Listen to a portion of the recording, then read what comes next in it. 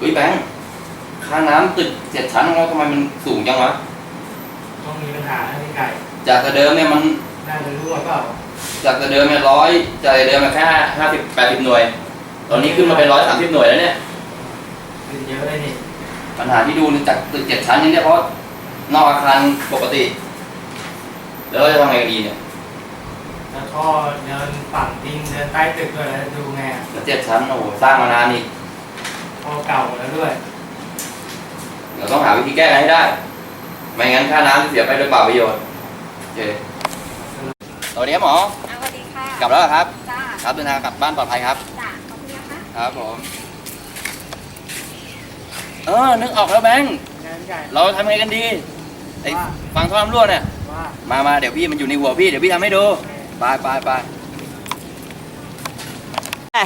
นี่ไงแบงค์อะไรเนี่ยนวัตกรรมไงฟังท่อน้ำรั่วนี่ใช้ได้เปล่าลองดู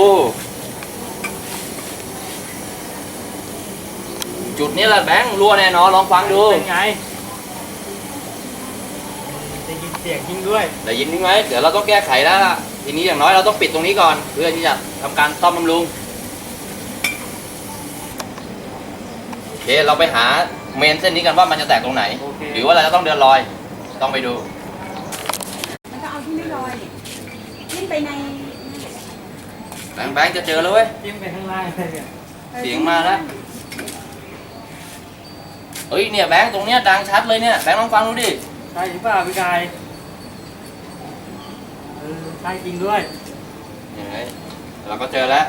ปัญหาแต่ปัญหาหนักของเราคือเราต้องเดินใหม่นะเนี่ยถ้างั้นเราต้องเดินลอยใหม่แล้วเนี่ยถ้ามันแตกจริงเราจะได้ซ่อมง่ายๆใช่ตรงนั้นปะเตรียมของดำเนินการซ่อมมันดีกว่า